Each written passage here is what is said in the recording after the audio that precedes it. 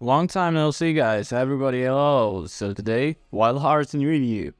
I assume that most game mechanics are hard to copyright. What would the world have been like if Nintendo had the trademark jumping on enemies' heads? Or if Namco got paid every time a character ate in games thanks to the Pac-Man apology appetite? Namco's loading screen games were actually patented. You can find them in the Rise Racer and they stop everyone else from doing it for a couple of decades. On the strength of the Wild Hearts, Capcom might be whistling a trademark some of Monster Hunter mechanics because Omega Force may have just written them in own game.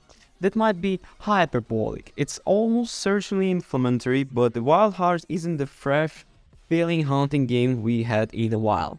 So that's simply because it doesn't have 20 years of legacy features or include starting afresh with the basic core of Capcom as team series and then riffing off in a variety of the new ways. It's not quite as comprehensive as Monster Hunter World or instantly dynamic as Monster Hunter Rise. But Wild Hearts is the best hunting game we've ever had with a Capcom logo on the loading screen.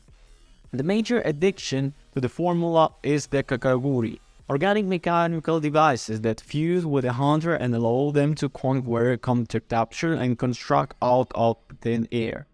They come in many forms and utilize celestial thread, and the only limitation is how many and what can build in the battle, being how much thread you can carry at once. This means you need to plan and utilize them at just right at the moment, and while the things start out simple get increasingly more complicated. You're being with a crate, it's a wooden box, and you can stack a bunch of them on the top of each of other and then jump off them.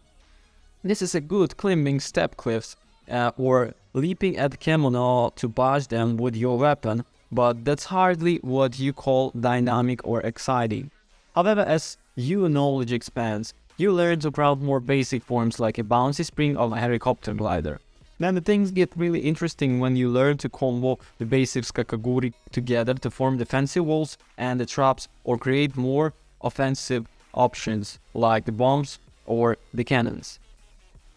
It's interesting new wrinkle in well-worn formula and like Monster Hunter Rise wire bugs, the Karakuri adds something meaningful and fun while giving hunters a host of ways to approach the encounter.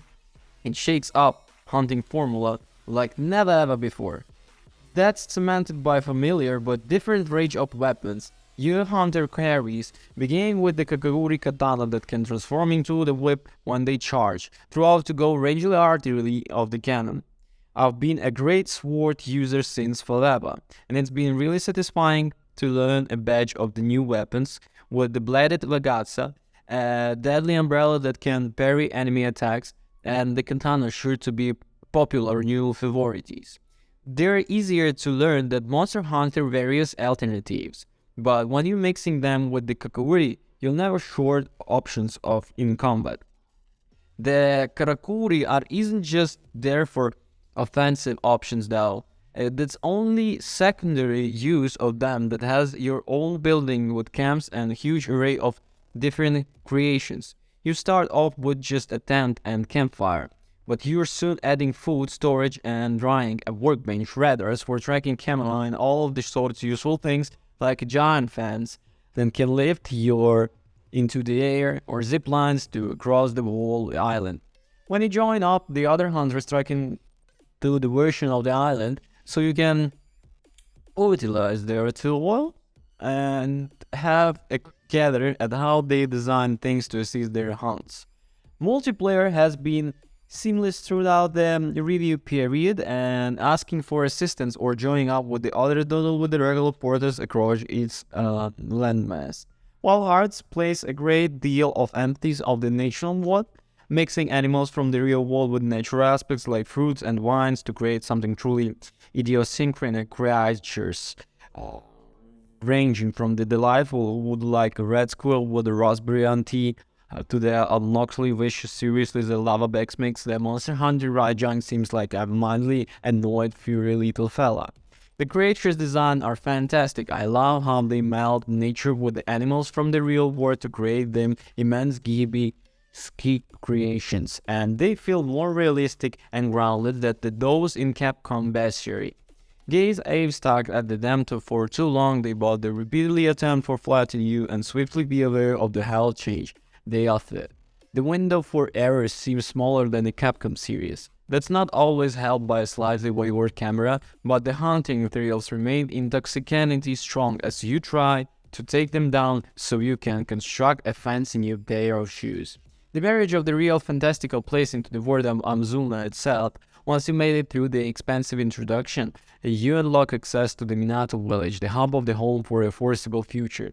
It's a very Monster Hunter place with the shops, a blacksmith, and various important people to talk to, but narrative places in Shogun-era Japan with discussions of the wider world political problems, making it seem as true as a forgotten corner of the globe has been pushed from memory. It works really nicely, and the setting is sold by empathy, voiceover, and quality character modes. You should of course set it to Japanese for true authenticity, the overacting tale of the monsters charging their shedding grounds and expanding attacking while revisiting the village and its people.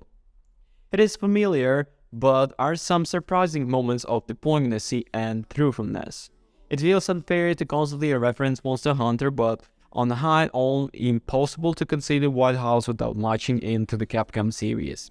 So much of what here we treat of the same design, manual, and anyone that enjoy Monster Hunter will undoubtedly get kicked out of Omega Force take of the genre. There's some really nice alterations and underfolding formula as well, including the ability to create your own camps and weapons, crafting trees, and lets you shift across at many branches rather than stick the trunk. Accumulating different skills from each new blade can be passed into the next. It means that in endgame you might well have a weapon that bears the same name as someone else's, but unlikely to be identical. It's made for them extremely interesting when mixing for who's into it. The best built videos are going to be something to behold. Thank you for watching. Don't forget to comment and subscribe. Bye.